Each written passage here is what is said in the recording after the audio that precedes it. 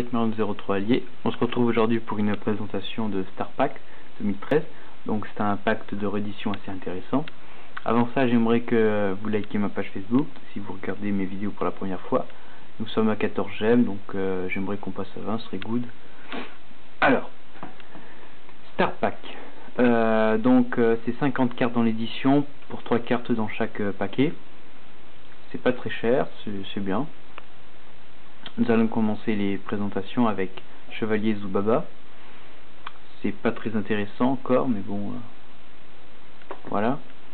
Magicien Gagaga. Comme quoi il y aura un des Gagaga, donc cette édition pourrait lancer le thème. Toujours les cartes de Yuma avec Golem Gogogo, Archer Achacha, Gobelingberg, donc c'est un monstre un peu plus intéressant.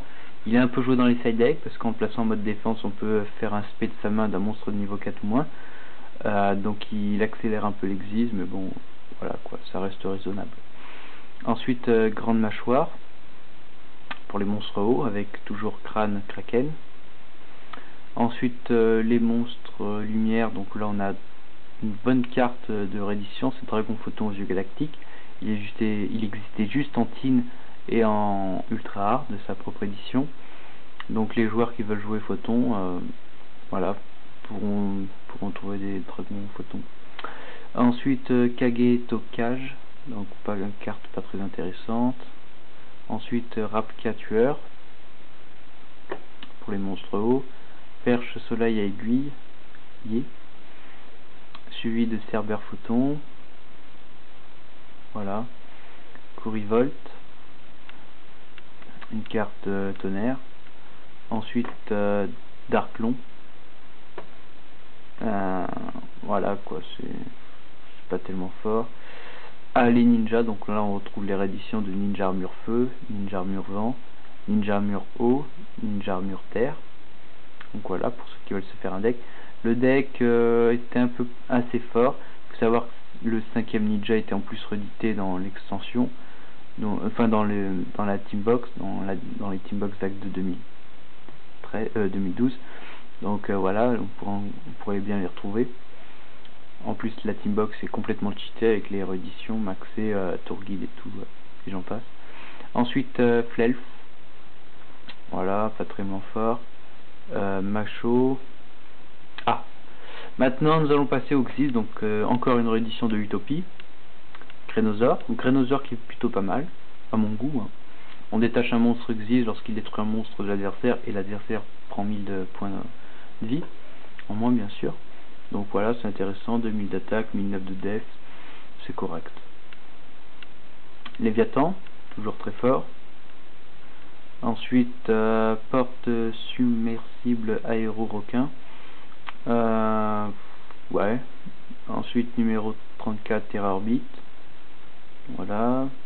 Illuminate, numéro 10. Ensuite, bébé Tyragon. Numéro 83, Reine Galactique. Donc là, c'est pas des monstres à gros niveau. Lancier Rayon Sombre. Waste, pour les joueurs qui jouent haut. Numéro 12, Ninja Armure Ombre Pourpre. Donc lui il est très très fort, je vous laisserai lire son effet, c'est vraiment bien.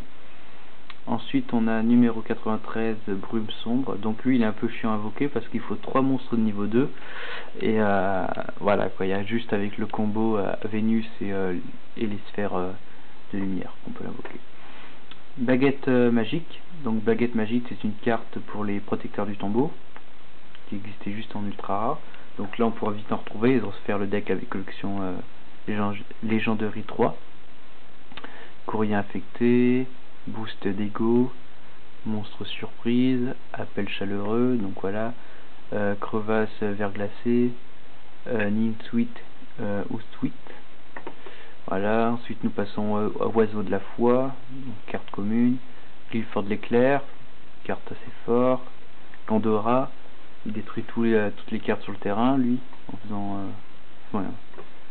faisant des sacrifices, bien sûr. Métalmorphe, les deux arcanes, force des ténèbres et force de la lumière. Force des Ténèbres n'existait... Non, c'était Force de la Lumière qui n'existait qu'en Jump, aux États-Unis. Ensuite, nous avons Barbaros, l'ultime machine de guerre. Donc ça, c'est vraiment très très fort. Mais surtout, Escurie d'Ao, héros élémentaire. C'est le 6e héros élémentaire qui manquait. Maintenant, on a tous les types, donc avec super polymérisation, on pourra se faire toutes les fusions qu'on veut. Bien sûr, il faudra la jouer toujours en side.